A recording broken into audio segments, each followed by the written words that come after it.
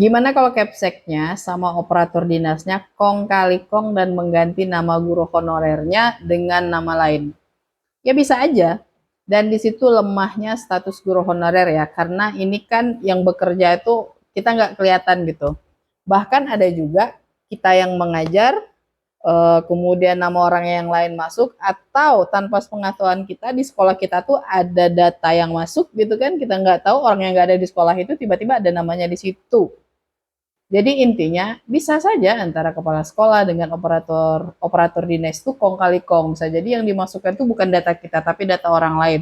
Atau ada orang lain yang tidak ada di sekolah itu masuk ke data Dapodik kita. Itu kuncinya ada di operator sekolah ya. Jadi dialah yang tahu keadaan sekolah itu.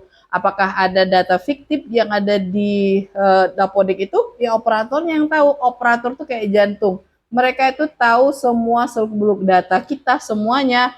Bahkan kalau pengen ngancam kita juga bisa operatornya gitu. Anda kalau mau sertifikasi, mau terancam sertifikasi, mau dikeluarkan pun juga Anda dari sekolah tuh, operator sekolah tuh bisa melakukannya. Bisa dikatakan sih operator-operator yang masih punya hati, operator-operator yang betul-betul mendedikasikan pekerjaannya sesuai dengan data yang sebenarnya, insya Allah itu akan selamat. Seperti itu ya. Maka itulah lemahnya status sebagai guru honorer, karena kita SK-nya masuk itu pakai SK apa, itu dia. Beda kalau misalnya kita itu P3K ataupun kita tuh PNS ataupun CPNS. Jadi mau gimana pun nggak bisa mereka mengkong-kali-kongkan data kita gitu. Makanya kita tuh sebagai guru tuh harus tahu tuh data kita, email kita, password kita harus punya pegang kendali. Jadi ketika ada orang tuh nggak bisa mengendalikan kita secara data gitu ya.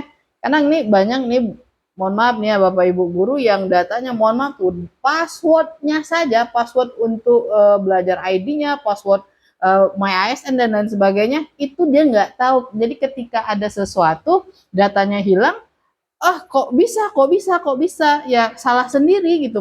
Makanya kalau data pribadi kita tuh ya kita sendiri yang pegang gitu.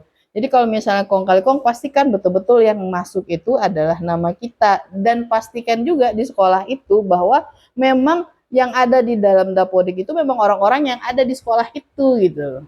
Ya, kalau misalnya ada kawan-kawan yang belum masuk, tanyakan sama operatornya. Kalau bisa langsung ke operator dinas, ya kalau misalnya ada koneksi dan relasi ke sana ya silahkan saja. Dan itu pandai-pandai Bapak Ibu guru semuanya ya. Nah, oke, itu saja Bapak Ibu. Kalau misalnya ada cerita yang lain boleh dibagikan di kolom komentar. Oke, terima kasih. Assalamualaikum warahmatullahi wabarakatuh.